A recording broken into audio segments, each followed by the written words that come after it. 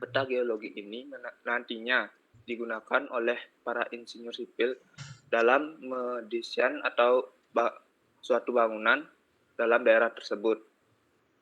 Peta geologi hendaknya menyajikan data sebagai berikut. Yang pertama, stratigrafi, dua struktur geologi, dan ketiga sejarah geologi.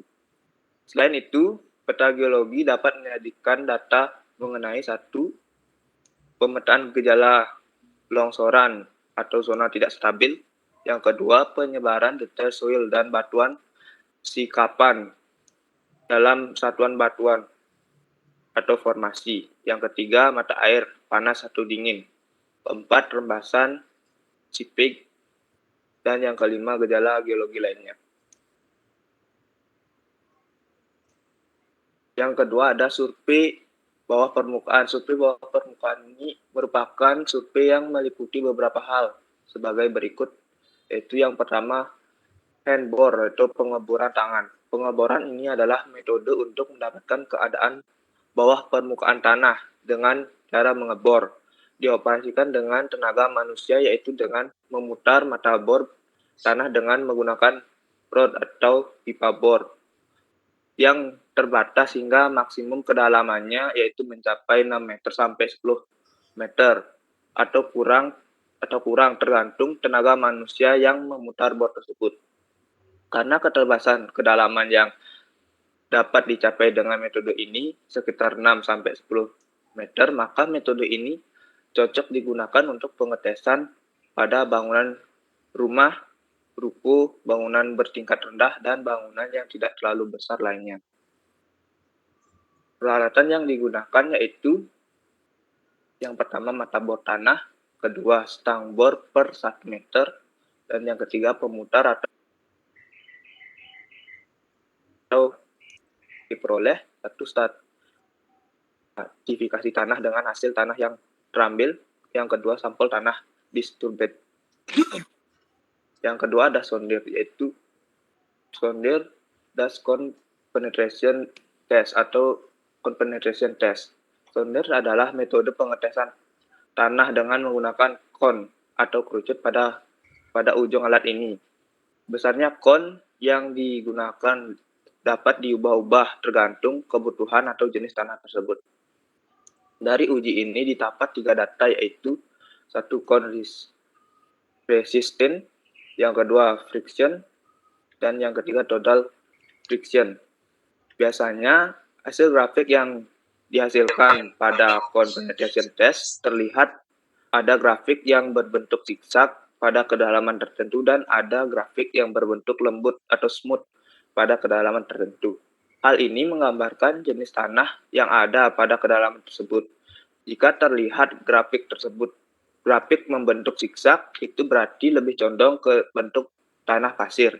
Tetapi jika grafik lebih membentuk garis yang lebih lembut, hal ini menunjukkan pada kedalaman tersebut jenis tanah lebih cenderung ke jenis tanah lempung. Hal ini disebabkan karena partikel pada pasir lebih besar daripada lempung. Berikut merupakan gambar alat dan contoh penyelidikan geoteknik dengan menggunakan metode sondir. Yang C, coring, pengeboran inti. Pengeboran pada setiap lokasi akan dilaksanakan dengan distribusi dan kedalaman yang disesuaikan dengan kondisi geologi tekniknya. Tetapi jika dibutuhkan, pengeboran dapat dilakukan lebih dalam lagi bila terjadi keraguan pengambilan sampel. Misalnya terjadinya ketidakseragaman jenis tanah. Yang D, geolistrik. Metode geolistrik adalah salah satu metode geofisika yang didasarkan pada penerapan konsep kelistrikan pada masalah kebumian. Tujuannya adalah untuk memperkirakan sifat kelistrikan medium atau formasi batuan bawah permukaan, terutama kemampuan untuk menghantarkan atau menghambat listrik, konduktivitas, atau resistivitas. Aliran listrik pada suatu formasi batuan terjadi terutama karena adanya fluida elektrolit pada pori-pori atau rekahan batuan. Oleh karena itu, resistivitas suatu formasi batuan bergantung pada porositas batuan serta jenis fluida pengisi pori-pori batuan tersebut. Batuan porus yang berisi air atau air asin tentu lebih konduktif atau resistivitasnya rendah dibandingkan batuan yang sama yang pori-porinya hanya memiliki udara atau kosong. Yang setelah penyelidikan geoteknik pada lapangan, sekarang ada penyelidikan geoteknik pada laboratorium, yaitu pekerjaan laboratorium merupakan kelanjutan dari pekerjaan lapangan. Pekerjaan ini dimaksud untuk memperoleh parameter sifat keteknikan tanah dan batuan guna menunjang dalam melakukan analisis geologi teknik berdasarkan standar ASTM atau American Standard Testing and Material. Sekian presentasi atau materi yang dapat kami sampaikan. Apa ada yang ingin ditanyakan, dipersilahkan.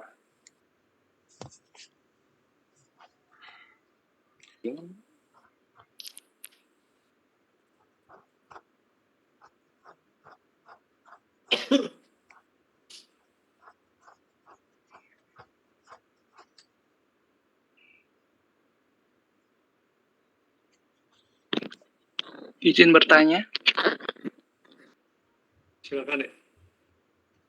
Baik, terima kasih atas waktunya. Sebelumnya, perkenalkan nama saya Nanganesa Prawangsa, NIM akhir 025.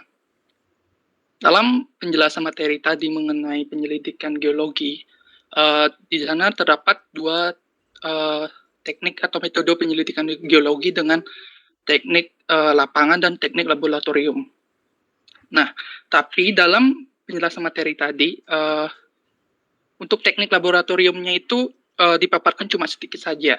Nah, pertanyaan saya di sini yaitu bagaimana proses penyelidikan geologi teknik laboratorium tersebut, dan apakah dalam penyelidikan tersebut memerlukan data lapangan atau sampel lapangan yang didapat melalui survei atau observasi lapangan yang nantinya dapat digunakan dalam penyelidikan geologi teknik laboratorium ini.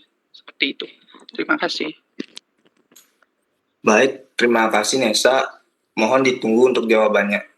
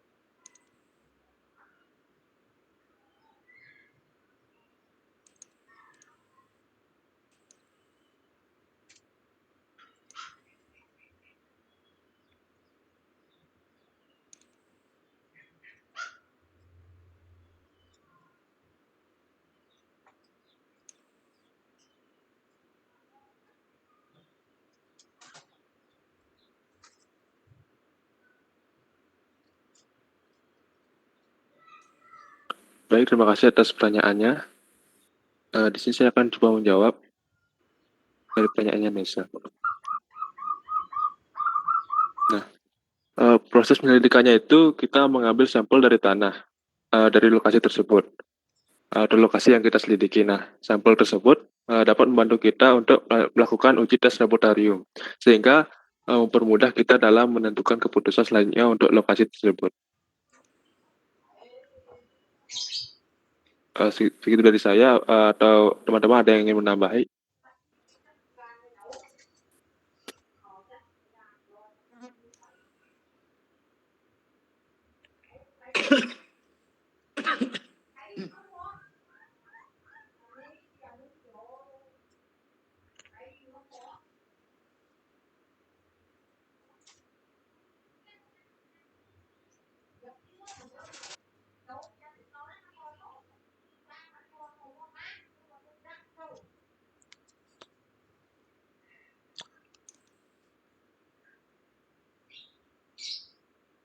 Baik, kalau tidak ada tambahan, Nesa, apa bisa diterima?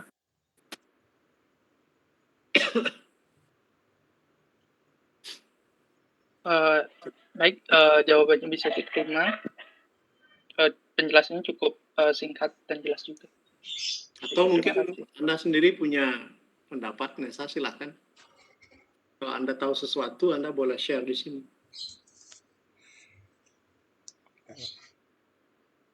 Mohon maaf Pak, untuk mengenai pertanyaan saya tersebut, saya juga belum memahami atau belum bisa menjelaskan bagaimana proses penyelidikan tersebut atau Ya. survei-survei yang digunakan seperti Ya. itu Pak. Ya, nanti Anda akan dapat kuliah itu. Baik Pak. Ingin klarifikasi sedikit ya, coba Anda.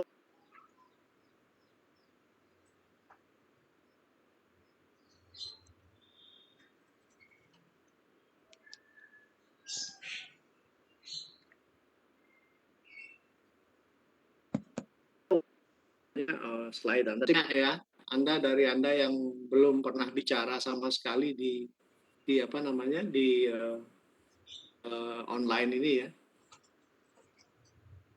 Coba deh slide-nya deh, dari awal deh.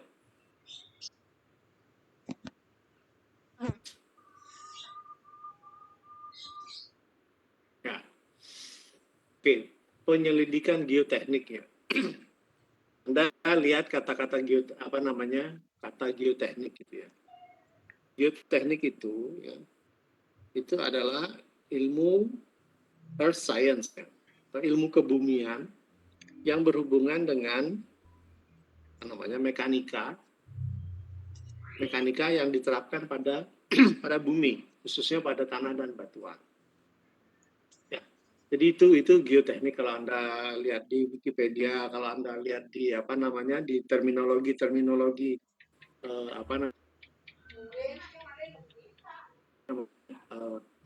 itu. Kemudian ada geologi. Geologi teknik itu tidak sama dengan geoteknik. Ya. Geologi itu adalah berkenaan dengan ya, lapisan tanah atau batuan yang ada di bumi. Tetapi belum berbicara tentang bagaimana lapisan tanah atau batuan itu diberikan mekanika. Kalau ya, tanah dan batuan itu dikenakan mekanik ya, seperti Anda belajar statika itu ya, itu mekanik itu, maka geologi itu tidak sama dengan geoteknik. Geologi teknik itu tidak sama dengan geoteknik. Kalau geologi teknik itu adalah engineering geology, kalau geoteknik itu adalah geotechnical engineering, beda. Nah, itu ya pertama ya. Nah, sekarang yang mana lebih besar, geologi atau geoteknik? Tentunya geologi lebih luas. Geoteknik itu adalah cabang keilmuan di teknik sipil yang mempelajari tentang ilmu kebumian ya, atau earth science yang berhubungan dengan mechanics yang khususnya berada di civil engineering. Jadi beda. Jadi di sini yang Anda tunjukkan, apakah penyelidikan geologi itu ada? Ada, penyelidikan geologi ada. Penyelidikan geoteknik juga ada. Ya, lalu apa yang membedakan antara geoteknik dan geologi? Tadi sudah saya sempat sampaikan. Geologi lebih kepada keberadaan batuan, tanah atau lapisan batuan atau crust ya, atau kerak bumi ya, yang berkenaan dengan batuan seperti kita pelajari siklus geologi kemarin. Ya, atau siklus batuan kemarin, sama dengan siklus geologi. Ya. Nah, di situ ada bagian kecil yang namanya geoteknik. Apabila ya batuan tanah atau batuan itu dikenakan mekanik. Coba lanjut lagi, supaya nggak keliru. Secara umum ya, yang harus dipahami di teknik sipil itu adalah geologi teknik dan geoteknik gitu. Nah, ada yang namanya geologi setempat atau situasi geologi teknik setempat itu, atau Anda menerangkan dengan tepat situasi ada namanya regional geologi atau geologi regional. Itu ngomongin soal kondisi tanah atau batuan, baik morfologinya di satu tempat. Ya. di satu tempat. Memang yang menjadi subjek itu adalah sama, ya, subjeknya sama, yaitu tanah dan batuan. Lalu penyelidikannya itu adalah untuk kepentingan geologi ada, untuk kepentingan geotekniknya juga ada. Sama-sama dilakukan boring, pengeboran, ya. Tetapi kalau geologi dia cenderung tidak mencari parameter yang mendukung mekanik, tetapi dia hanya mencari parameter yang berkenaan dengan sifat fisiknya. Misalkan batu atau pasir atau tanah, itu berat volumenya berapa, ya. Kemudian kadar airnya berapa, kemudian berat jenisnya berapa, kemudian ukuran butirannya seperti apa. Itu cenderung ke geologinya. Atau mungkin di dalam situ ada ada benda-benda lain selain tanah dan batuan yang juga ada di dalam situ. Tetapi kalau geoteknik, penyelidikannya sama dari hasil bor, dilakukan sejumlah uji lab nanti, atau uji lapangan. Yang diuji apanya? Sifat mekaniknya. Contohnya, kuat gesernya, ya, atau sudut gesernya, kemudian kohesinya, ya, kemudian kerapatan masanya. Jadi akan berbeda. Nanti Anda akan mendapatkan pelajaran mekanika tanah atau soil mechanics, ya. Mekanik yang diterapkan pada tanah itu soil mechanics. Isinya apa? Isinya bagian kecil dari geologi itu. Kita ngomongin tanah, namanya soil mechanics. Tapi kalau kita ngomongin batuan, kita sebut sebagai rock mechanics. Mekanika batuan dan mekanika tanah. Anda di S1 tidak diajarkan mekanika batuan, tapi Anda hanya diajarkan mekanika. Jadi itu bedanya. Ya, jadi yang Anda maksud di sini penyelidikan geoteknik itu sebenarnya tidak sama dengan penyelidikan geologi teknik. Tetapi objeknya sama, ya, tapi yang disasar atau yang dicari tidak sama. Lanjut lagi.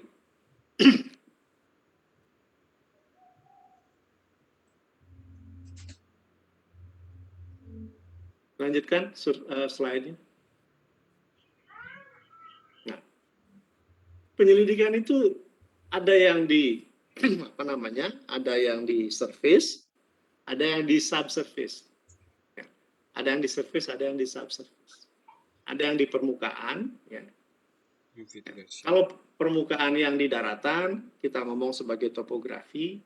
Kalau yang di permukaan atau dasar laut itu biasanya disebut sebagai batimetri. Tujuannya apa? Sama, tujuannya adalah mengetahui bentuk atau profil dari permukaan bumi, ya, yang di darat disebut sebagai topografi.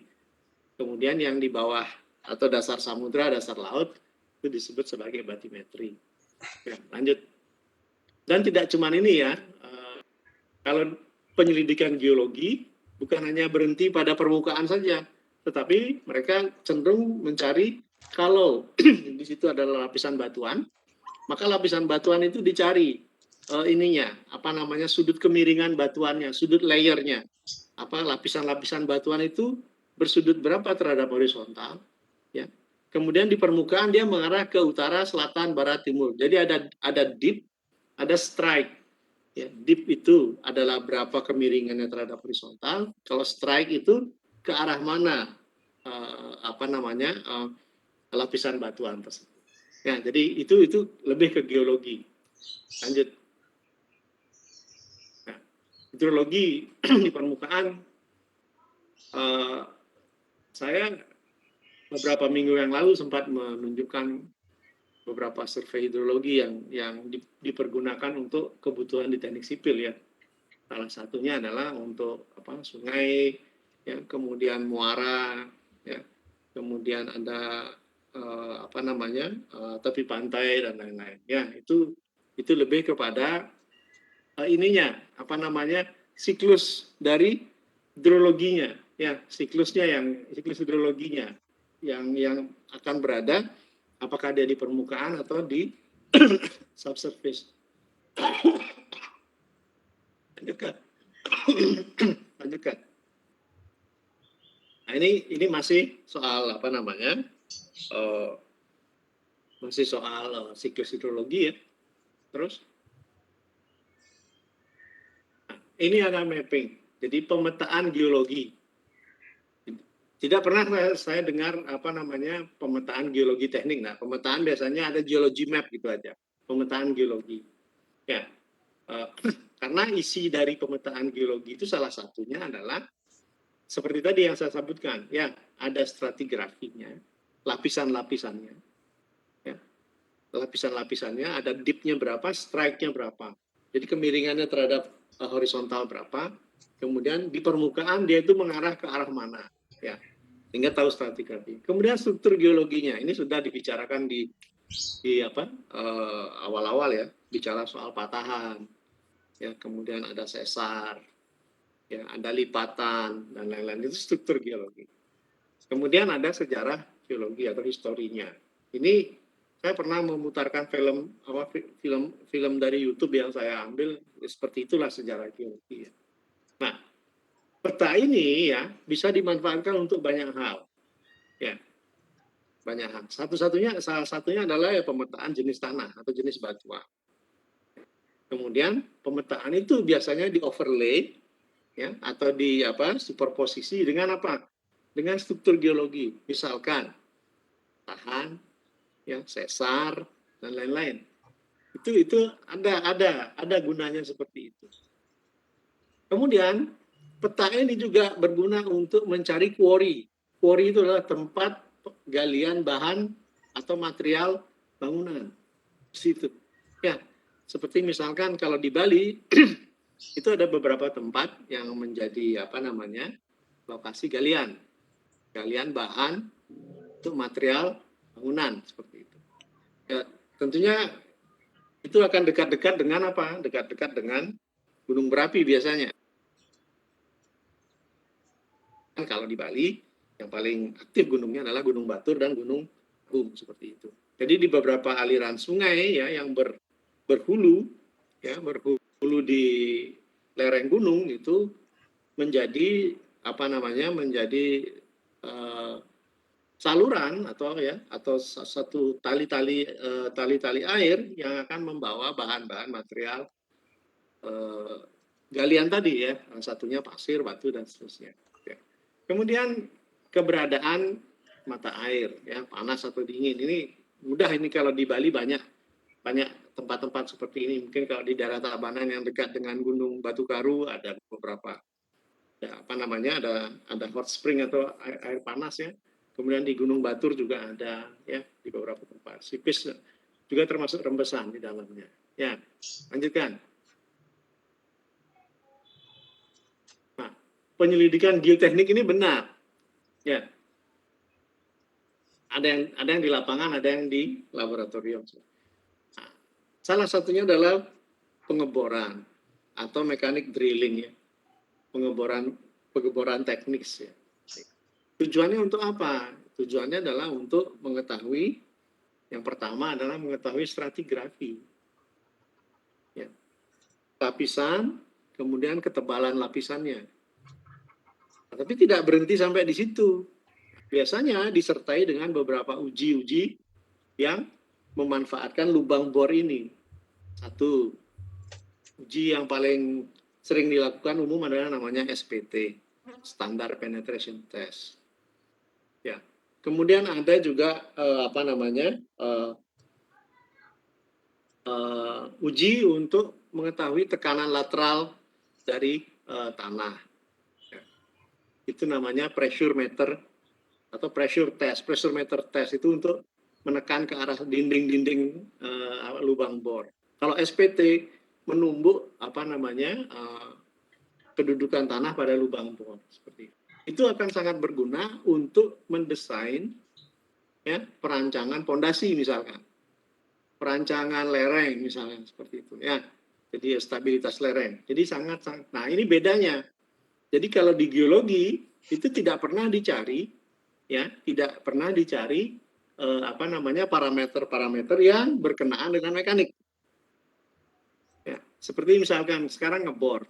Jadi pada kedalaman tertentu, sampel atau benda uji dari lapisan tanah yang pada posisi bor itu diambil dibawa ke laboratorium. Kemudian di laboratorium dilakukan uji triaksial gitu misalnya, atau uji tekan unconfined compression strength. Itu gunanya adalah untuk mendapatkan kuat tekan dari batu itu. Untuk apa dapat kuat tekan? Ya untuk mendesain kalau Anda membangun konstruksi di atasnya. Seberapa kuat dia. Nah, kalau di geologi tidak spesifik seperti itu penyelidikan tanah atau batuannya. Lanjutkan lagi.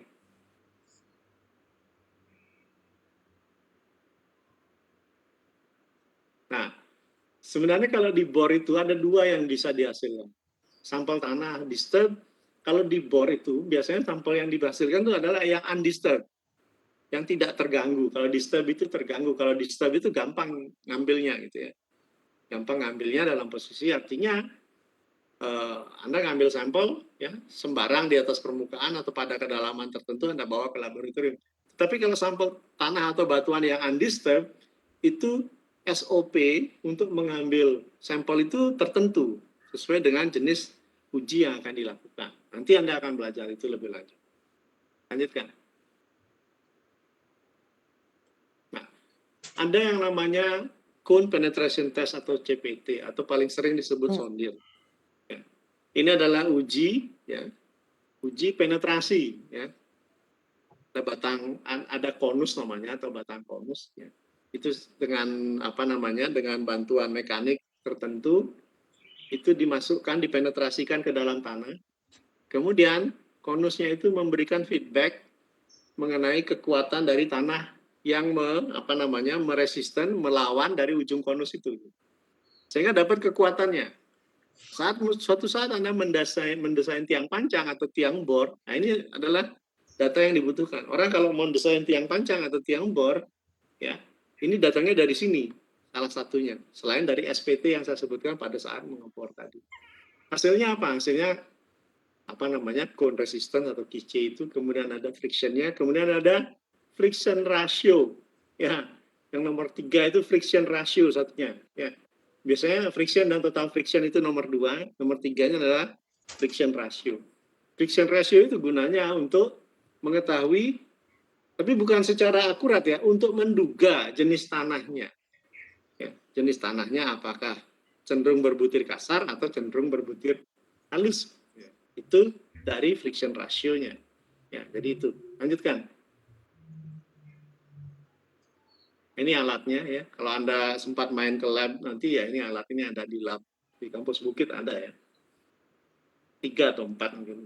Nanti Anda praktikum ini. Lanjutkan. Nah, pengeboran tadi belum sempat saya uraikan lebih jauh. Pengeboran itu ada 2 tipe. Pengeboran hancur. Ya. Jadi bor itu tanah itu dibornya dan bornya hancur. Jadi batuan itu dihancurkan, tanah atau batuan itu dihancurkan.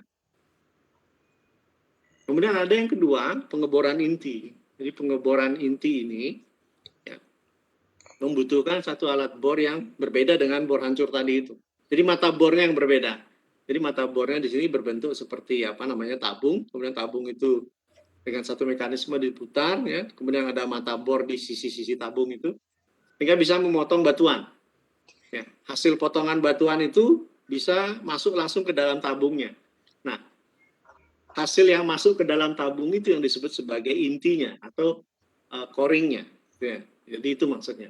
Nah, ini biasanya adalah sampel yang tidak terganggu atau undisturbed sampel. Sampel ini dibawa ke lab, kemudian diuji sifat mekaniknya. Lanjut. Nah, geolistrik. Nah, seperti yang saya sampaikan tadi, bahwa penyelidikan itu ada 2 tipikal. Yang satu bersifat bersifat mekanik, yang satunya bersifat fisik. Jadi di geoteknik itu adalah pengujian yang bersifat geomekanik. Tetapi kalau uji yang lainnya itu disebut sebagai uji geofisik. Geofisik itu tidak melakukan suatu pengeboran, tidak melakukan suatu aktivitas yang bersifat mekanik ya. Geofisik ini ya itu banyak macamnya. ada yang disebut sebagai resistivity, ya, Reweiner namanya. Itu biasanya memakai gelombang elektromagnetik atau gelombang listrik untuk mengetahui tahanan jenis suatu material. Dari tahanan jenis suatu material itu bisa diduga jenis batuannya. Jadi sekarang akan terlihat bedanya antara geomekanik dengan geofisik. Kalau geomekanik, Anda melakukan pengeboran, mengambil sampel, dan mengetahui secara langsung jenis tanahnya atau jenis batuannya. Tetapi Anda harus melakukan perusakan atau pengeboran di situ. Kalau geofisik tidak melakukan hal seperti itu. Ya. Jadi geofisik itu lebih kepada kita sebut sebagai uji yang tidak merusak. Ya, uji yang tidak merusak. Kemudian kalau mekanik lebih jelas ya, karena melakukan pengeboran itu ada kerusakan dan lain-lain. Itu bedanya antara geofisik dan geomekanik. Kalau geomekanik atau geoteknik itu, Anda mendapatkan langsung parameternya dengan hasil uji. Tetapi kalau dengan geolistrik atau geofisik ya, geofisik dalam contohnya seperti geolistrik, itu Anda hanya menduga jenis batuan ya, dari besarnya tahanan jenis atau resistivity-nya. Jadi itu bedanya. Resistivity tentunya akan sangat sensitif terhadap apa? Terhadap pori-pori yang ada pada batuan atau tanah. Pori-pori yang ada di batuan itu bisa terisi air, bisa tidak. Kalau batuannya kering ya pori-porinya terisi udara saja, kosong. Maka kemampuannya mengantarkan gelombang listrik akan berbeda. Sehingga tahanan jenisnya juga tidak sama. Begitu pula kalau pori-porinya berisi air. Bisa air tawar, bisa air asin. Tanah dan batuannya juga bisa. Sehingga hanya bisa diduga. Nah, makanya penyelidikan geoteknik itu sebisa mungkin harus ditemani dengan geofisik. Ya. Karena apa? Karena geofisik itu pengujiannya cepat dan bisa mengcover area yang luas. Biasanya ini dilakukan oleh teman-teman yang ada di BMKG ya, untuk mengetahui lapisan tanah, lapisan tanah atau batuan di suatu tempat. Ya. Tapi mereka tidak bisa mengetahui secara akurat apa saja isi batuannya. Maka tetap dibutuhkan pengujian dengan memakai survei geoteknik atau geomekanik tadi. Jadi itu akan saling mendukung. Lanjutkan.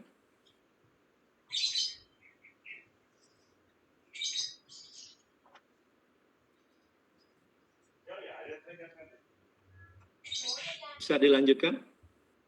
Ya. Kalau di lab, ya jelas tadi ya, yang diuji itu apa ya? Semua benda uji yang disturbed dan undisturbed. Ya, benda uji yang terganggu maupun yang tidak terganggu. Ada banyak standar ya. Ada ASTM, ini paling sering dipakai. Jadi American Standard Testing and Materials. Kemudian ada BS, British Standards. Kemudian ada AS, Australian Standards. Kalau di Indonesia, kita sebut sebagai SNI, Standar Nasional Indonesia. Kalau di geoteknik, itu ada standar SNI ya, nomor 8460 ya, tahun 2017. Itu adalah standar untuk melakukan penyelidikan geoteknik, baik di lapangan maupun di laboratorium. Itu standarnya ada. Jadi standar SNI ini juga mengacu ke berbagai atau beberapa standar-standar yang lainnya. Ya. Jadi kenapa mengacu ke standar yang lainnya? Karena di Indonesia cenderung adalah posisinya tropis, keberadaan air itu hanya dalam bentuk air saja. Tapi di beberapa tempat di belahan dunia yang lain, misalkan di sisi atau di dekat dengan kutub utara, ya, air itu tidak selalu berupa liquid. Air itu juga bisa menjadi solid karena dingin, ya, airnya membeku. Tanah juga ikut membeku, sehingga mekanika tanahnya jadi tidak sama dengan mekanika tanah yang ada di daerah tropis. Itu sebabnya setiap negara atau setiap zona wilayah itu kadang-kadang bukan kadang-kadang ya, memiliki kondisi yang unik untuk penyelidikan tanahnya masing-masing. Oke, lanjut. Ini banyak sekali ada jenis uji ya. Nanti Anda akan dapat mata kuliah yang namanya praktikum mekanika tanah. Itu nanti akan membahas semua jenis uji yang dilakukan untuk penyelidikan geoteknik baik di lapangan maupun di laboratorium. Kalau nggak semester 5 kalau nggak salah. Silakan lanjutkan. Habis. Oke. Udah habis, Pak. Sharingnya saya ingin tunjukkan beberapa yang Anda sebutkan tadi. Saya sudah siapkan materi. Baik, Pak. Oke.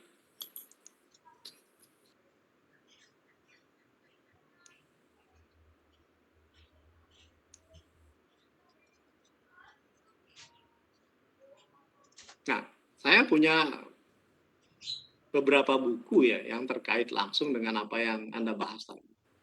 Ini salah satu buku ya, yang sering saya pakai. Ini geologi untuk orang teknik sipil. Beda dengan geologi untuk orang yang bekerja yang berkenaan dengan mining atau pertambangan. Beda. Ya, ini beda. Jadi ini adalah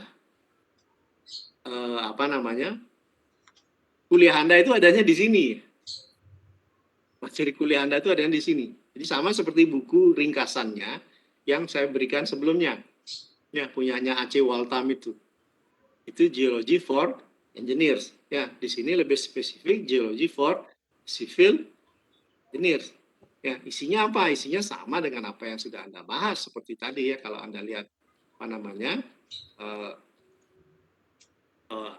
daftar isinya ya.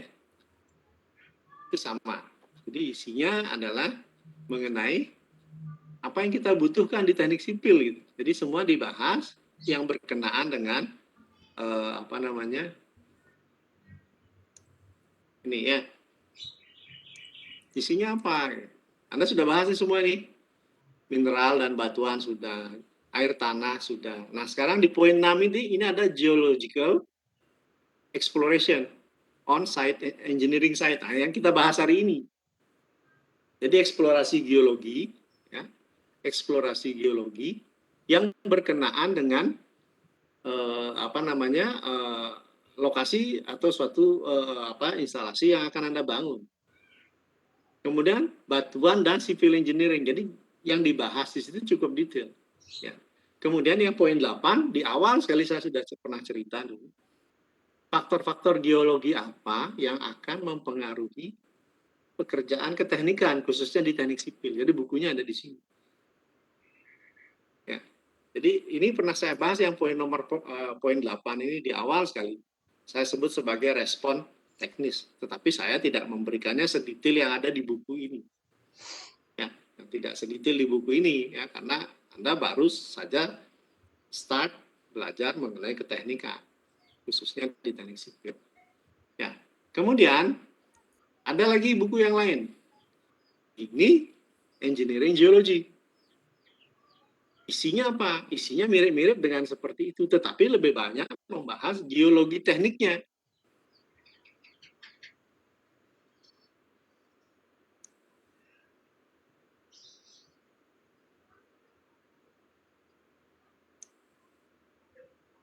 Kalau Anda lihat, ini seperti yang ada di bukunya Waltham yang Anda bahas climate, ya. Nah, ini yang kita pelajari di geologi teknik ini ya. Kemudian kita bicara soal materialnya, climate, hazardnya, proses dinamika bumi, kemudian waktu geologi, dan seterusnya. Dan ada bagian sedikitnya yang sedang kita bahas sekarang, investigating the ground. Jadi melakukan investigasi atau penyelidikan pada atau pada batuan atau pada kerak bumi. Yang dicari apanya? Yang dicari materialnya seperti apa. Ya. Jadi di sini tidak ngomong soal seperti geoteknik. Yang dicari apa? Tadi saya sebutkan ukuran butirnya berapa, bentuk ukuran butirnya berapa, kemudian bentuk butirannya seperti apa. Yang dicari apa? Di sini density-nya, permeability-nya. Tidak ada hal yang sifatnya ke mekanik gitu. Ya. Nanti begitu ngomong soal geoteknik, itu baru ngomong soal kepada mekaniknya. Tapi kita bahas apa ya lagi? Oh, kemarin sudah belajar weathering. Ya, belajar pelapukan sudah. Ya. Kemudian Anda tadi sudah menyinggung sedikit geological map yang ada itu. Ya. Ya. Geological map itu seperti apa, untuk apa gunanya? Nah, kalau bukunya yang saya berikan kepada Anda, yang saya jadikan jadikan bahan, itu adalah ini.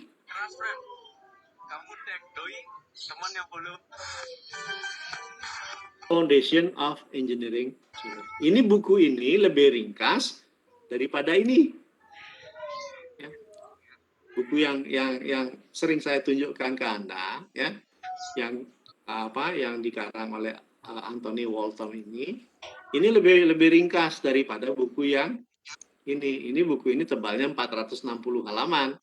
Kalau punya AC Walton hanya 100 halaman. Jadi di sini banyak ringkasannya. Ini yang saya berikan kepada Anda. Ya, isinya apa? Kalau dilihat.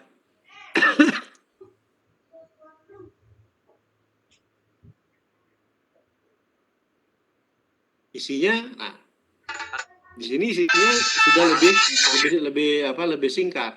Ya. Jadi kalau Anda baca buku ini, mestinya tadi mengenai borehole, ya, mengenai lubang bor dan lain-lain, itu ada semua di sini. Ya. Kemudian ada desk study-nya seperti apa, ground investigation-nya seperti apa.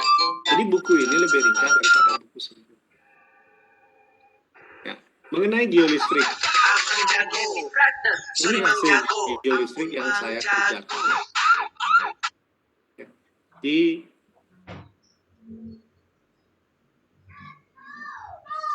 Jadi apa hasilnya gitu saja langsung ya. Apa hasilnya? Hasilnya adalah seperti tadi, stratifikasi dari lapisan tanah.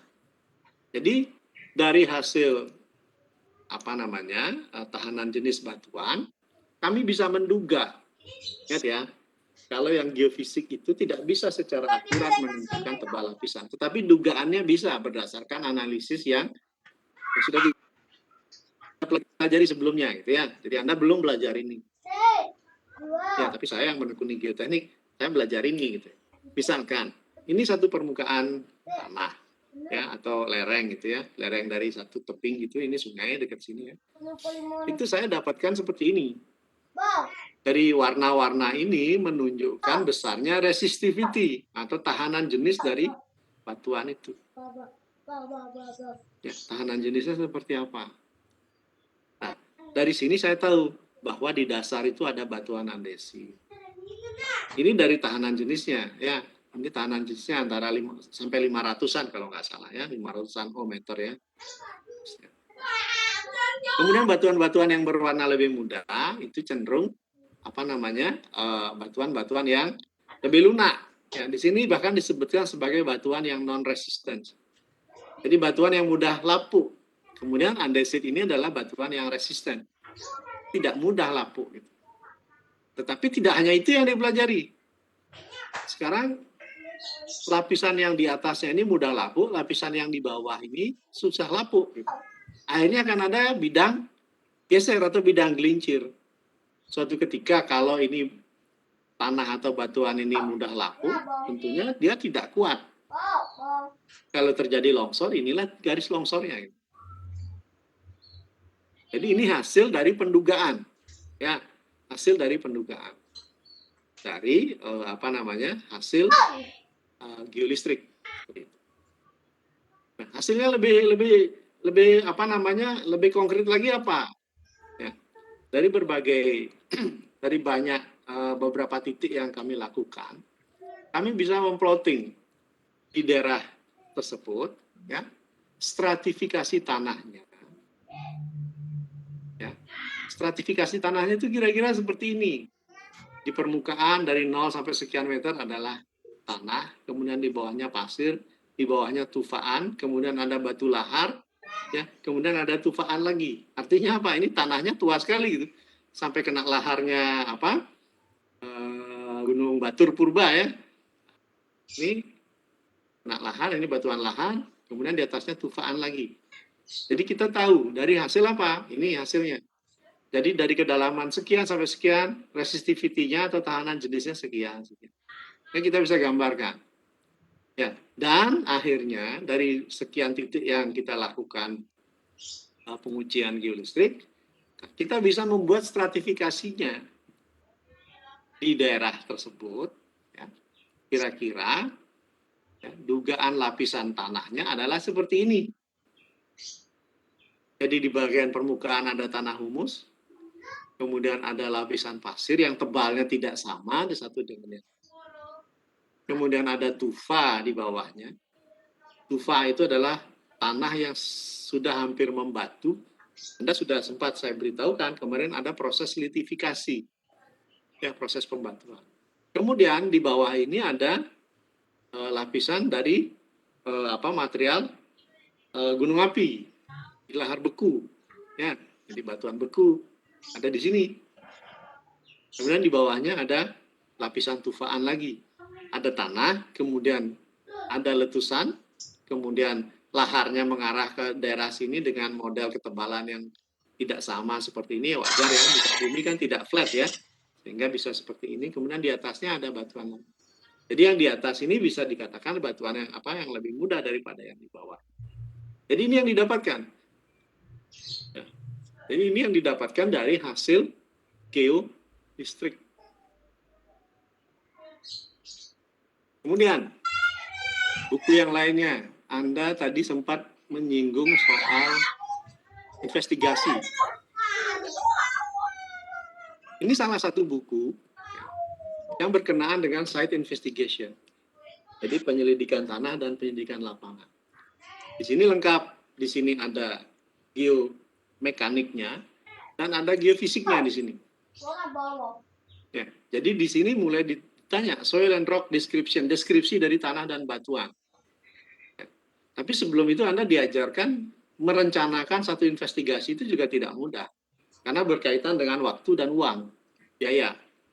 Jadi untuk satu daerah tertentu berapa biayanya yang harus dikeluarkan untuk melakukan seperti itu. Ya. Kemudian wajib melakukan apa? Wajib melakukan studi awal gitu ya. Kemudian yang tadi kita bicara soal geofisik ya ini. Dapatnya apa? Dapatnya profiling ini. Jadi gambar seperti tadi itu profiling. Ini subsurface. Kemudian untuk geotekniknya, jadi ya yang di atas yang nomor 4 ini adalah subsurface untuk geofisik. Yang poin 5 ini adalah subsurface untuk geoteknik. Isinya drilling, boring dan seterusnya. Kalau di sini nggak ada ngomong soal drilling. Jadi ini bedanya geofisik dan geoteknik. Kemudian ngambil sampel. Sampelnya apa? Ada yang sampel disturbed, ada yang undisturbed. Ya. Kemudian hasil itu dibawa ke lab, diteslah di lab. Nah, pengujian itu tidak cuma di lab. Pengujian itu juga dilakukan di tempat langsung. Seperti Anda melakukan sonder itu. Itu adalah tes penetrasi, penetration test. Salah satunya sonder. Itu namanya in situ testing. Yang baru membuat apa? Baru membuat yang poin 10 ini mungkin sudah advance. Jadi merencanakan suatu alat untuk bisa menguji tanah di lapangan.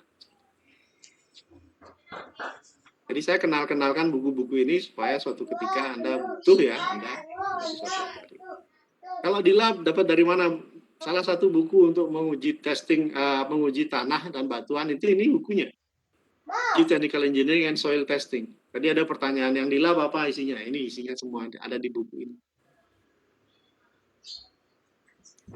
Jadi ini adalah semua buku-buku yang akan Anda butuhkan saat Anda lakukan uji gitu ya. Nah ini soil material. Kemudian eksplorasinya seperti apa? Ini jenis-jenis jenis-jenis pengujiannya yang harus dicari tahu nanti apanya. ada apa namanya, ada kadar airnya, ada ukuran butirnya, ada agregatnya, komponen organiknya, kemudian pemadatan seperti apa, pengaliran air dalam tanah tadi seepage, kemudian pengaliran yang pengaruh pengaliran dalam tanah itu terhadap tegangan, nanti Anda juga belajar soal itu. Kemudian uji geser, ya, dan seterusnya, bearing capacity, dan ini uji-ujinya ya, ada yang kadar air, ya, banyak lah, sekali bahkan. Ya, ada odometer. Jadi ini semua Anda. Ini setiap eksperimen ini ada SNI-nya.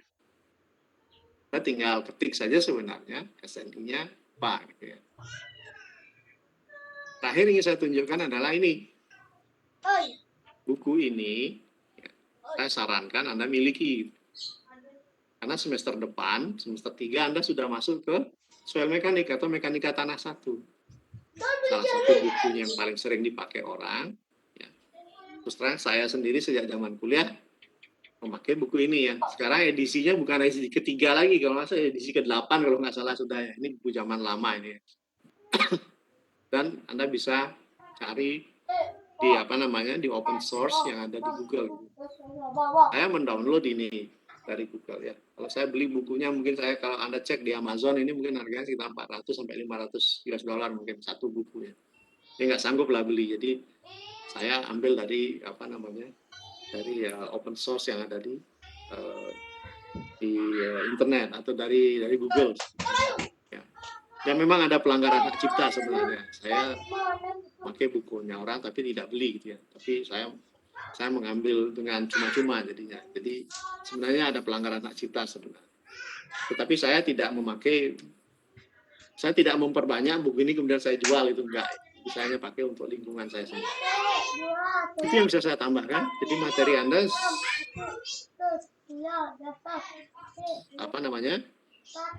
topiknya bisa dibahas semua, tapi mungkin butuh pendalaman. Nah, pendalaman itu tentunya cuma bisa dilakukan kalau Anda membaca lebih banyak. Jadi buku-bukunya ada semua untuk mensupport materi Anda. Cuman saya hanya memberikan Anda satu buku ya kemarin, itu lebih kepada jadi buku ini yang saya berikan, ini buku yang paling simpel untuk geologi teknik ya. Geologi teknik itu Anda di S1 ke teknik sipil lah, di teknik sipil. Jadi itu sebabnya saya mau memberikan buku ini. Sebenarnya banyak sekali masih ada buku-buku yang lain yang akan mensupport materi yang kita butuhkan. Silakan dilanjutkan. Dan saya harap yang lainnya juga ikut aktif untuk berdiskusi ya, untuk kepentingan Anda sendiri. Silakan dilanjutkan. Baik, kita akan lanjutkan sesi tanya jawabnya. Apakah ada yang ingin ditanyakan, teman-teman? Izin bertanya. Ya, silahkan. Saya Diana Putri, NIM Akhir 027. Ingin bertanya, salah satu survei bawah permukaan yaitu metode geolistrik yang tujuannya untuk memperkirakan sifat kelistrikan medium atau formasi batuan bawah permukaan. Lalu, jika pada formasi batuan tersebut terdapat sifat kelistrikan, apakah berpengaruh terhadap struktur bangunan jika di atas permukaan formasi batuan tersebut dibangun? Terima kasih.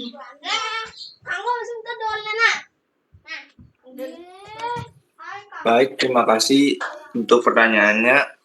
Jawabannya harap ditunggu ya.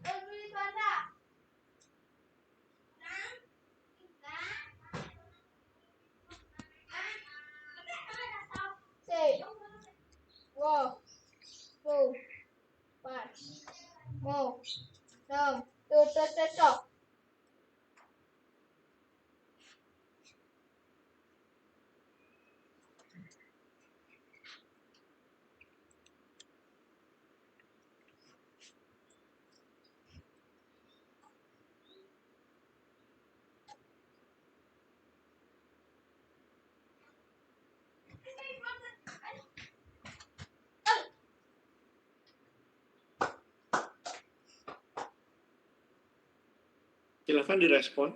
Kan tidak harus Anda yang yang lainnya silakan berpartisipasi kalau Anda apa namanya? Baik, saya akan menjawab dari pertanyaan Diana. Menurut saya dari artikel-artikel yang saya pernah baca, batuan itu mempunyai sifat kelistrikan yang dimana sifat ini digunakan untuk membedakan jenis-jenis batuan yang ada di bawah permukaan. Selain itu, sifat ini juga digunakan untuk memperoleh informasi lapisan bawah tanah dengan cara arus listrik yang diinjeksikan ke bawah permukaan bumi, kemudian dibadukan kembali dan dicatat. Sehingga sifat ini juga sangat berpengaruh pada struktur bangunan yang akan dibangun di atas formasi batuan tersebut. Sekian dari saya. Kalau ada yang ingin ditambahkan, yang ingin menambahkan, boleh dipersilahkan.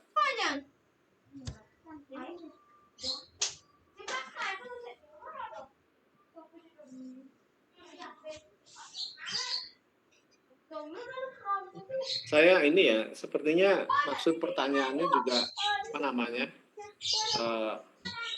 mesti dijelaskan maksud pertanyaan. Saya juga masih bingung dengan pertanyaannya. Coba Anda tadi apa pengaruhnya terhadap kelistrikan gitu ya? Jadi Anda harus bisa bedakan dalam hal pengujian dengan resistivity atau geolistrik itu. Geolistrik itu adalah istilah ya.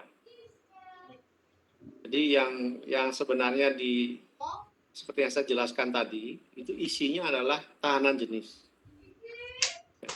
Kemudian cara melakukan uji resistivity atau geolistrik itu seperti saat tadi sudah dijelaskan, itu memberikan satu elektroda gitu ya. Jadi ada elektroda yang berfungsi sebagai mengantarkan sumber getar, ya. Kemudian elektroda berikutnya adalah menangkap getaran tersebut. Jadi berapa waktu yang dibutuhkan dari sumber getar itu sampai ke elektroda penerima getaran. Ya. Itu yang disebut sebagai tahanan.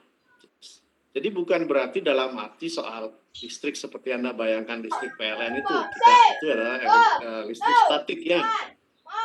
Listrik statik. Jadi kemampuan dari batuan untuk mengantarkan gelombang elektromagnetik. Karena listrik itu kan gelombang elektromagnetik juga. Ya. Jadi kita sebut sebagai shear wave ya, atau gelombang geser. Listrik itu gelombang ya, gelombangnya sinusoidal ya.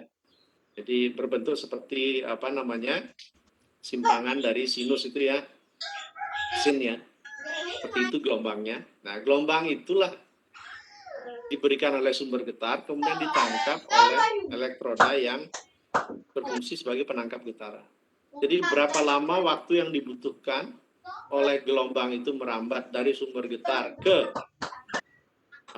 elektroda penerima, itu akan menunjukkan jenis tanahnya atau jenis batuannya. Contoh gini, kalau Anda punya tali tambang, Anda tarik sekencang-kencangnya, kemudian Anda getarkan dari satu ujungnya, maka dengan segera, ya, gelombang Anda itu Anda bisa rasakan di ujung yang satunya. Kenapa? Karena tambangnya dikencangkan sekali.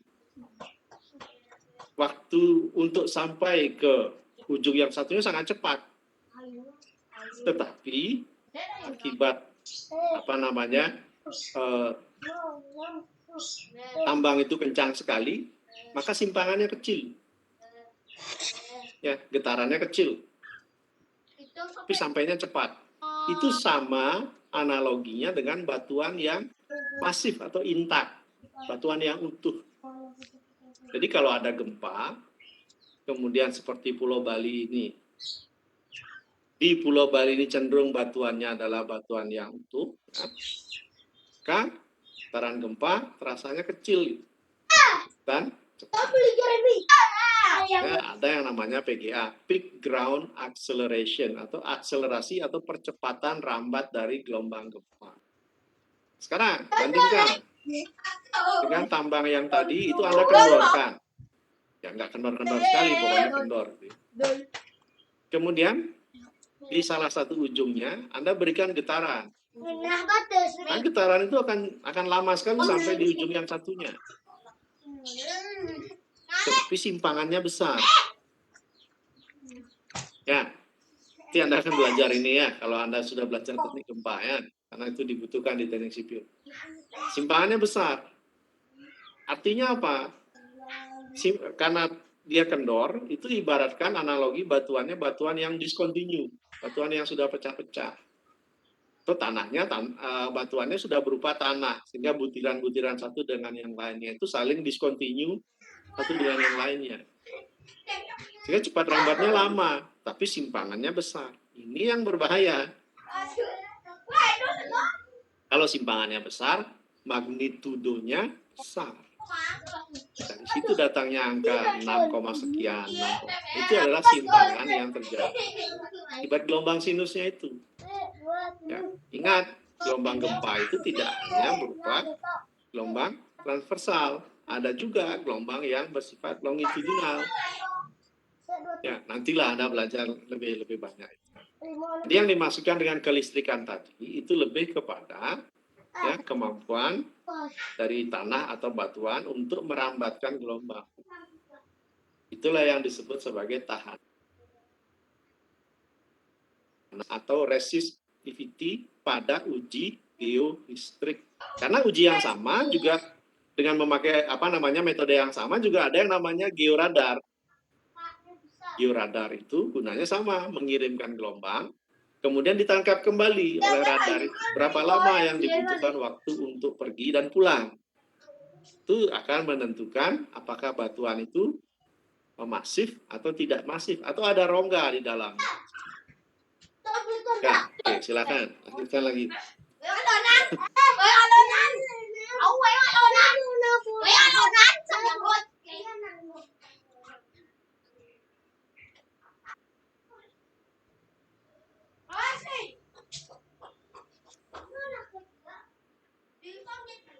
Baik Pak, untuk kelompok kami apa bisa dicukupkan Pak? Soalnya ada kelompok lain lagi.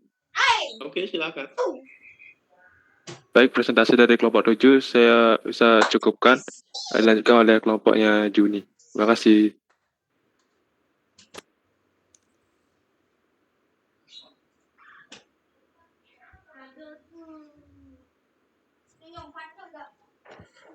Baik, izin share screen Pak. Ya, silakan.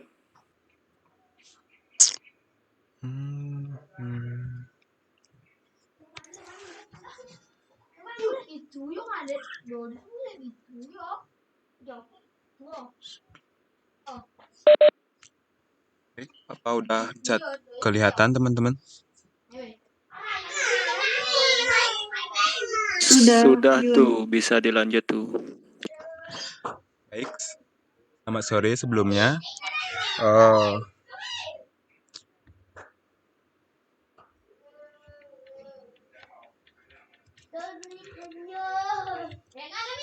Kami dari kelompok 8 akan membahas tentang maksud dan tujuan SIS Interpretation.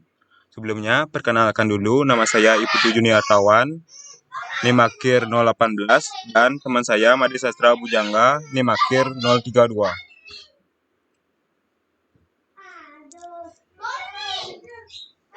Baik, langsung saja, maksud dan tujuan SIS Investigation.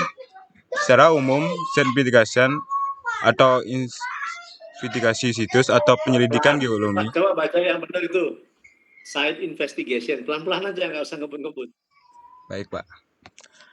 Maksud dan tujuan Ya.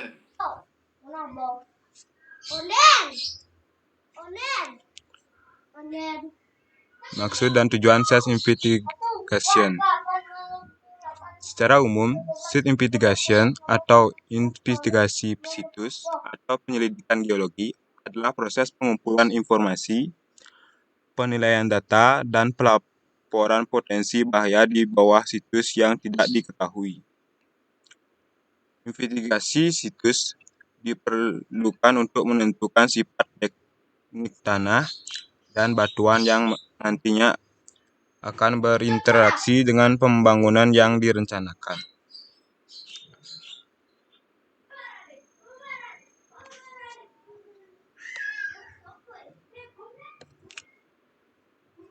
Lingkup kegiatan dari penyelidikan geoteknik atau search investigation sebagai berikut.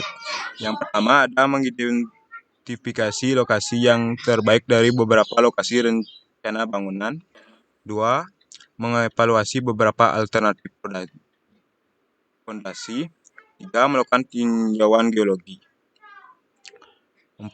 Mengkaji dan memecahkan masalah kondisi fondasi dan biaya pelaksanaan konstruksi yang tinggi.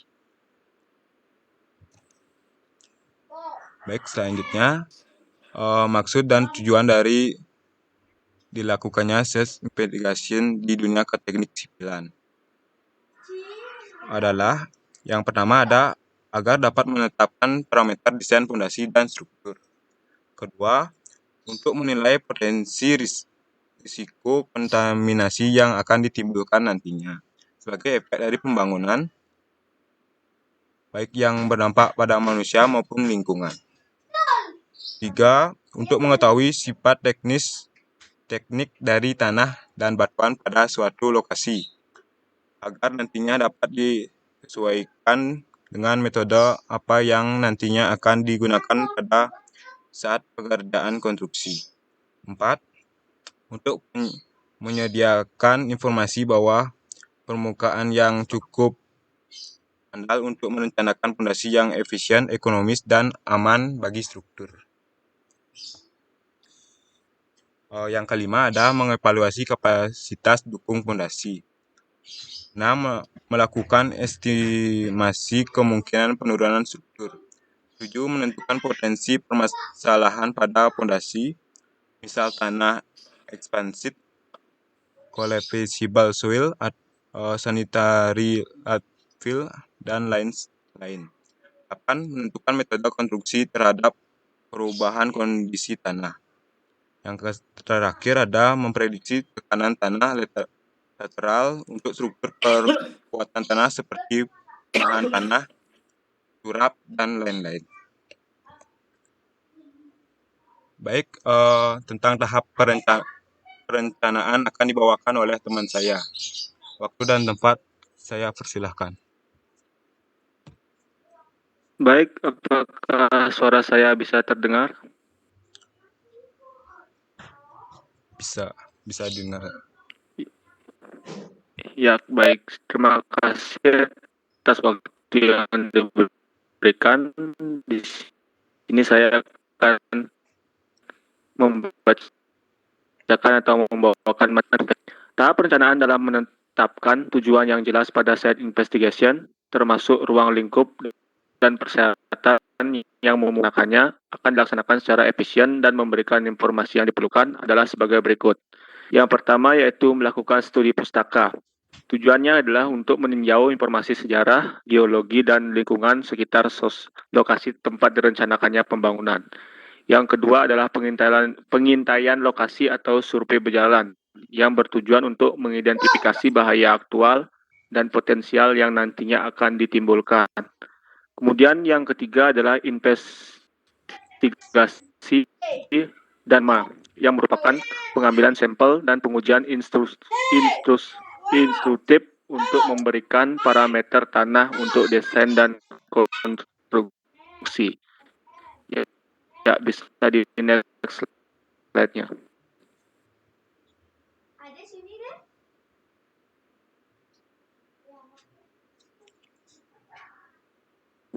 Halo?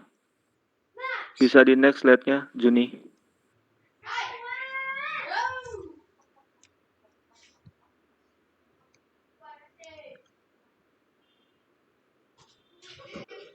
Ya, untuk selanjutnya adalah desain dan ruang lingkup untuk setiap investigasi akan bergantung pada keadaan spesifik lokasi, seperti geologi yang diantisipasi, penggunaan situs sebelumnya, dan proposal konstruksi.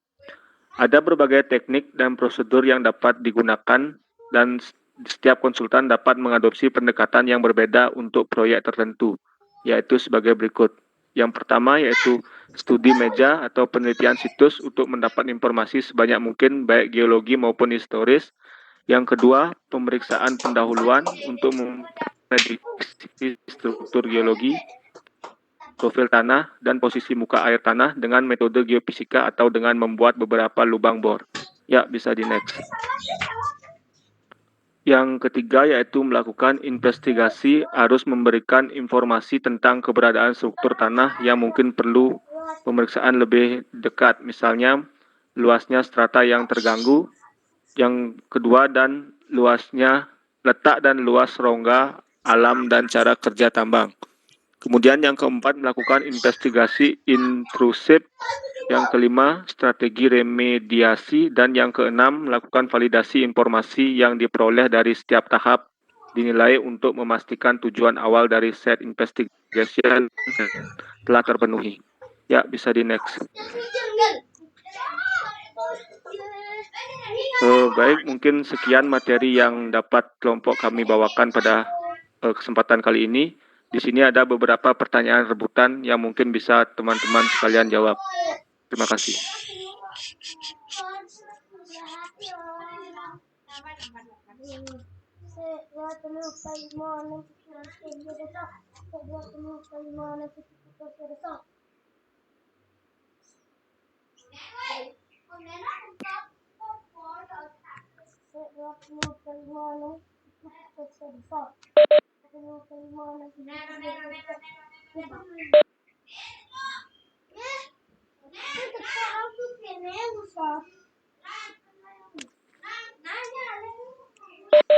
Baik, bagi yang mau menjawab silakan sebut nama dan NIM ya. Terima kasih.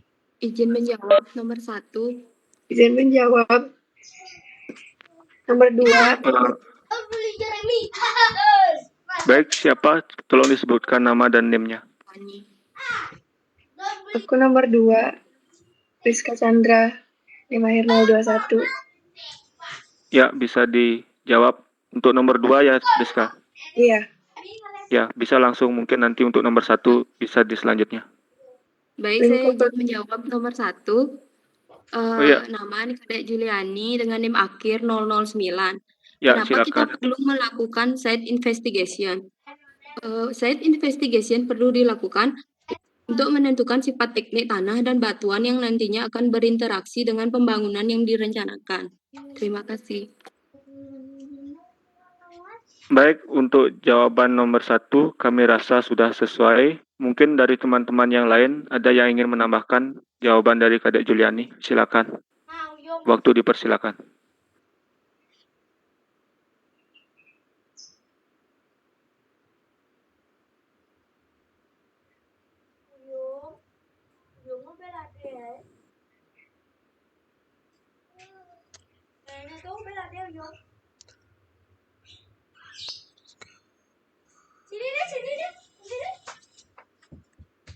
Baik, jika tidak ada, mungkin bisa dilanjut kepada pertanyaan yang kedua.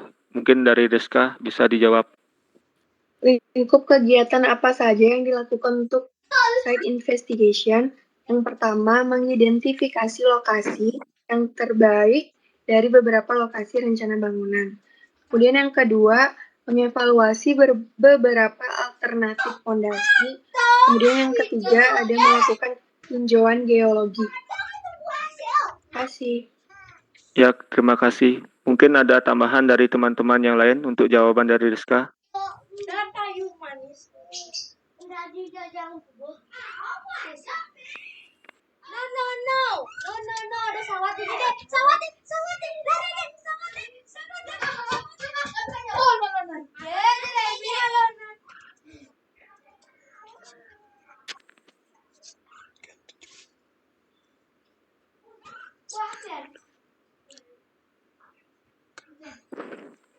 Baik, jika tidak ada, mungkin bisa lanjut ke pertanyaan yang ketiga. Silakan, siapa yang ingin menjawab pertanyaan ketiga? Izin menjawab. Ya, bisa disebutkan NIM dan namanya. Perkenalkan, nama saya Nika Dexter Gitayanti, NIM akhir 024. Untuk pertanyaan nomor 3, apa saja yang perlu direncanakan dalam tahap perancangan? Yaitu ada studi pustaka, pengintaian lokasi atau survei berjalan, dan investigasi, dan laporan utama. Terima kasih. Baik, terima kasih atas jawabannya. Mungkin dari teman-teman yang lain ada yang ingin menambahkan jawaban dari Sargita? Dipersilakan.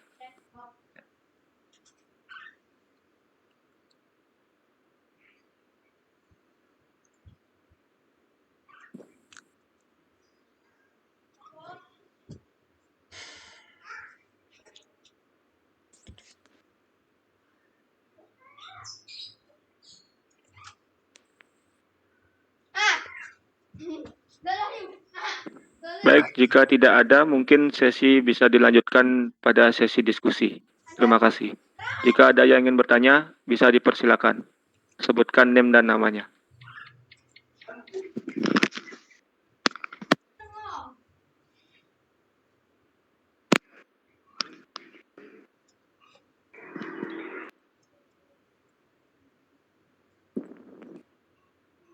Izin bertanya. Ya, silakan. Sebelumnya perkenalkan, nama saya Daniel Abimanyu Sareng dengan NIM akhir 031. Jadi saya ingin bertanya bahwa saat kita melakukan site investigation ke lokasi pembangunan dan mendapatkan informasi bahwa lokasi tersebut memiliki potensi risiko kontaminasi yang akan ditimbulkan nantinya sebagai efek dari pembangunan. Baik dampaknya itu bagi manusia juga maupun bagi lingkungan. Nah, solusinya atau bagaimana caranya mengatasi hal tersebut jika klien memaksa agar harus membangun di lokasi tersebut? Sekian pertanyaan saya, terima kasih.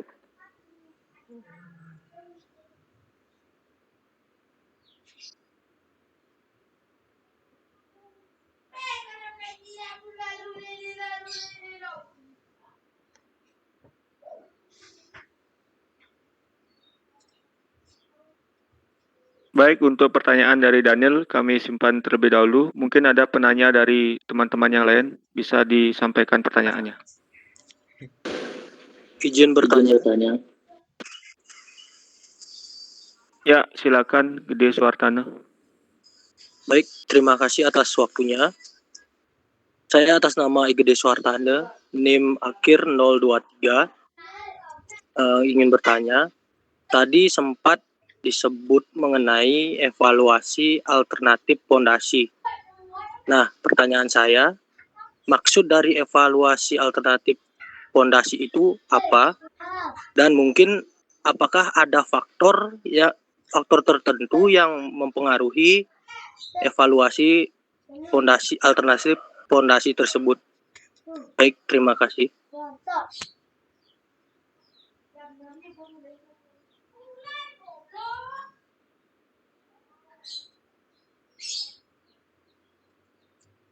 Baik, untuk pertanyaan dari Gede Suartana kami simpan dulu. Berikut bisa disampaikan untuk penanya selanjutnya. Izin bertanya. Ya, silakan sebutkan NIM dan namanya. Perkenalkan, saya Madi Negara, NIM akhir 028. Mengenai site investigation, apakah ketika kita membangun bendungan, dermaga, dan juga jembatan yang berada di air, apakah kita perlu mengadakan site investigation? Dan jikalau perlu, bagaimana cara melakukan site investigation pada bangunan-bangunan yang berada di air? Sekian, terima kasih. Baik, terima kasih pertanyaannya. Mungkin untuk pertanyaan pertama dari Daniel Abimanyu Sareng akan dijawab oleh teman saya, Juni Artawan. Silakan untuk Juni bisa menjawab pertanyaan dari Daniel. Baik, izin menjawab pertanyaan dari Daniel, menjelaskan akibat atau dampak bahaya yang mungkin ditimbulkan jika kita melakukan suatu pembangunan di lokasi tersebut.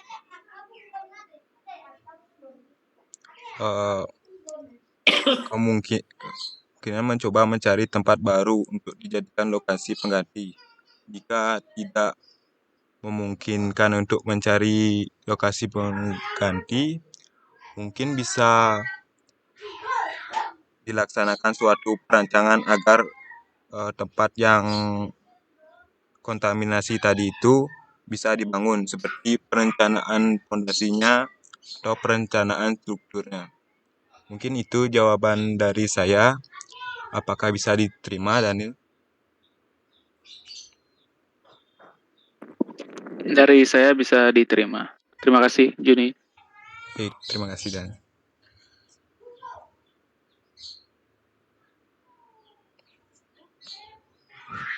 Baik, untuk pertanyaan dari Gede Suartane, saya sendiri akan mencoba untuk menjawabnya.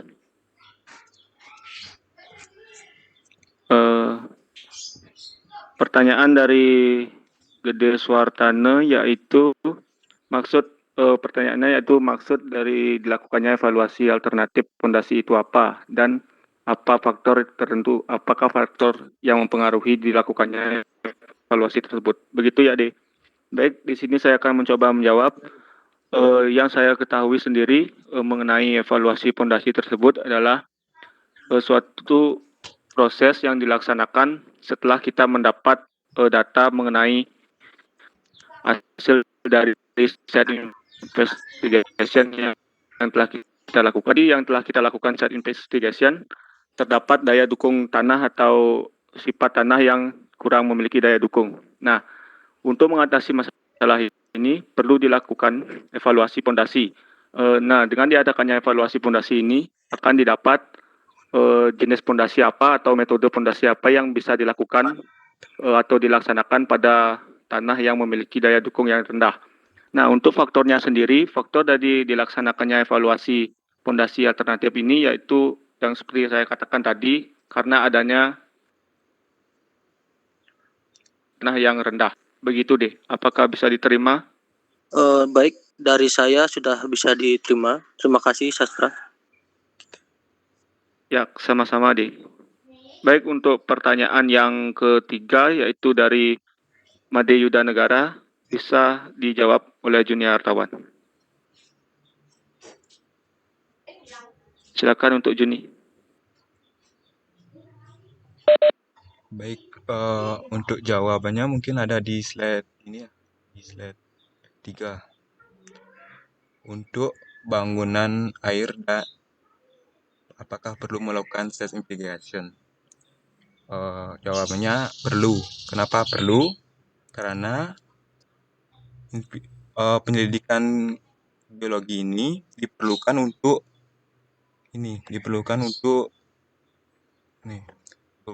menentukan sifat teknik tanah dan batuan. Nah, dalam pembuatan bangunan air itu pastinya pembuatan pondasinya itu kan berada di tanah, tapi tanahnya itu kan berada di dalam air.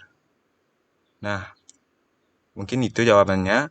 Untuk cara melakukan simplifikasinya bisa dilakukan dengan mengambil sampel tanah dan batuannya mungkin untuk diuji di laboratorium. Mungkin itu jawaban dari saya. Apakah bisa diterima, Yuda? Baik, terima kasih atas jawabannya. Baik, terima kasih. Untuk teman-teman yang lain, apakah ada pertanyaan lagi?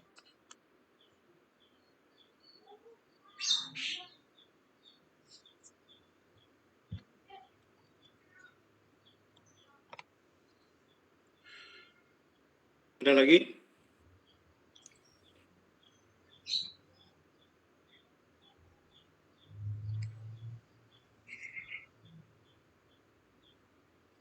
Tadi pertanyaan yang pertama apa ya dari Daniel itu apa? Mengenai yang terkontaminasi, Pak. Ya.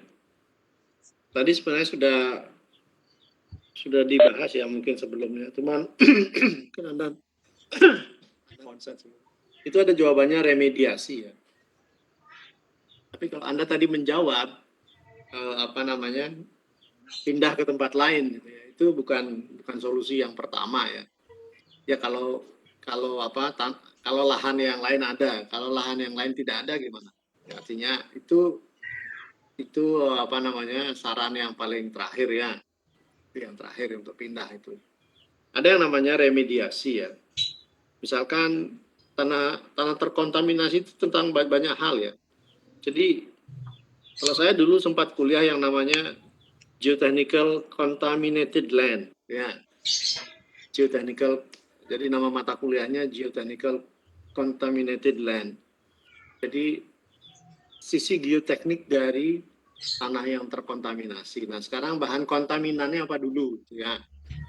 Contoh misalkan kalau di Kalimantan itu banyak bekas tambang batu bara ya. Tailing itu sisa-sisa pengolahan batu bara itu adalah kontaminan. Ya. Bagaimana cara meremediasinya? Itu pertama dulu ya. Meremediasi itu ada yang sifatnya chemical, ada yang mekanik gitu. Tadi pertanyaannya apa bisa membangun di situ? Harus dilihat dulu jenis kontaminannya apa.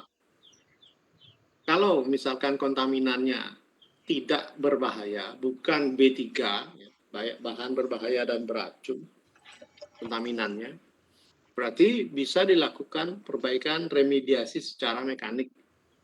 Misalnya bekas tambangnya ditutup dengan bahan-bahan yang lain. Kemudian menerapkan bahan-bahan sintetik di situ. Tergantung nanti instalasi atau konstruksi yang akan dibangun itu bangunan apa. Dilihat nanti jenisnya. Kemudian dilihat juga besar bebannya. Ya, jadi skalanya banyak. Artinya apakah ada pengaruhnya? Pastilah ada pengaruhnya. Ya, pasti ada pengaruhnya. Yang pertama, saya ulang lagi, bahwa harus dikenali dulu kontaminannya apa. Jadi bahan pencemarnya apa.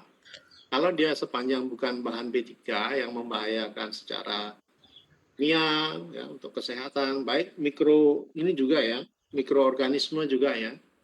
Jadi itu juga harus diperhatikan.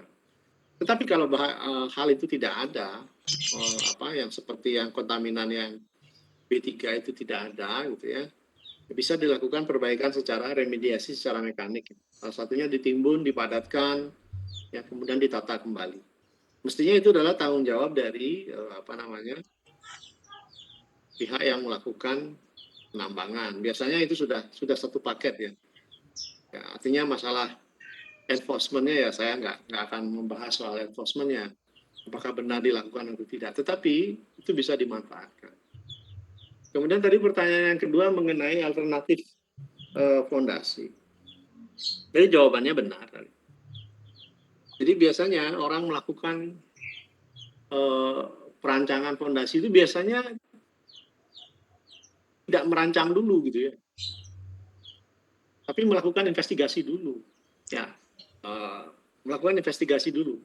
Jenis tanahnya seperti apa, kemudian kedudukan tanah kerasnya, dalaman berapa, kemudian kekuatan dari tanah atau batuan di tempat itu berapa. Ya. Cuman karena penyelidikan tanah itu sifatnya terbatas, jadi kan tidak setiap titik setiap jengkal diuji gitu kan enggak ya, ada jarak-jarak tertentu gitu ya.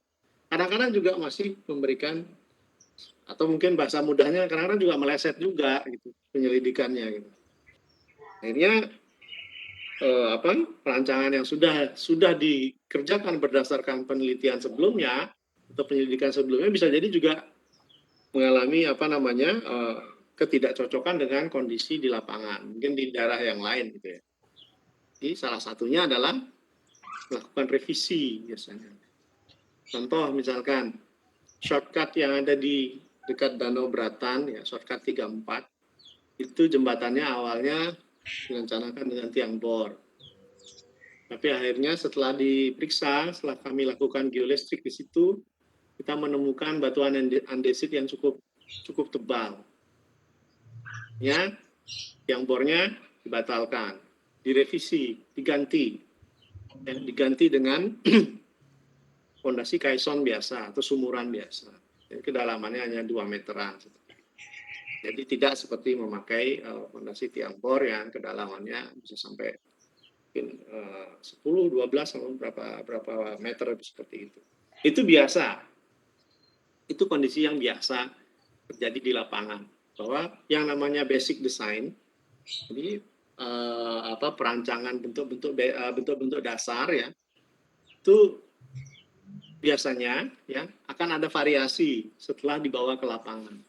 Jadi tidak pernah ada perancangan 100% itu plek bisa ditaruh di lapangan. Pasti ada kadang-kadang ada revisinya. Cuman revisinya sebisa mungkin ya jangan sampai total seperti itu. Biasanya cenderung mendekati. Ya, jadi itu biasa dilakukan. Bahkan bukan di fondasi saja, di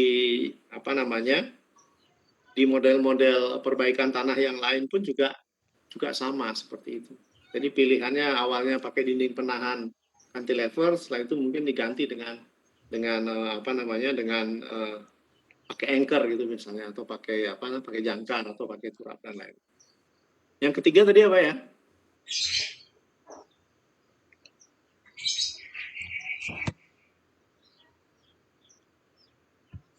Untuk yang ketiga itu tentang seismifikasi di bangunan air tuh Pak. Apakah perlu dilakukan? Ya. Jawabannya mudah. Dimanapun Anda membangun, ya, di permukaan tanah, tadi kan ada ya, ada surface exploration, ada subsurface exploration. Itu harus dilakukan. Tadi di awal sekali, kalau kita ingin mengetahui rupa bumi gitu ya, atau permukaan bumi, kita gunakan topografi gitu ya. Tapi kalau di bawah air gimana? Oh bisa, tetap bisa dilakukan batimetri sehingga dapat levelnya. Lalu kalau melakukan SPT atau sonde di laut bisa nggak? Bisa. Ya, semua bisa. Tentunya ada metode kerjanya. Nah, jadi bisa dipastikan bahwa semua harus dikerjakan dulu investigasinya gitu ya. Investigasinya harus ada dulu investigasi supaya data tanahnya ada. Kalau tidak dilakukan investigasi, data tanahnya tidak ada, perancangannya tidak bisa dilakukan. Jadi entah dia di bawah air, ya, atau mungkin di permukaan, itu tetap dibutuhkan soil investigation atau site investigation. Tinggal sekarang jenisnya apa, ya. Kemudian yang paling paling mungkin dilakukan penyelidikan tanahnya seperti apa metode kerjanya, ya. Jadi setiap metode pengujian itu punya benefit dan limitation, punya punya keunggulan dan batasan, ya. Memakai alat A dibandingkan dengan memakai alat B itu semua punya keunggulannya masing-masing dan punya batasannya masing-masing. Sehingga pemilihan itu menjadi menjadi pilihan, ya, menjadi pilihan jenis tes apa yang digunakan, alat apa yang digunakan, lalu kemudahan bekerjanya atau metode kerjanya juga bisa dilakukan. Kemudian baru berbicara soal hasilnya, mana hasilnya yang lebih akurat, mana yang lebih efisien dan efektif seperti itu. Ya, jadi itu jawabannya. Oke, ada lagi?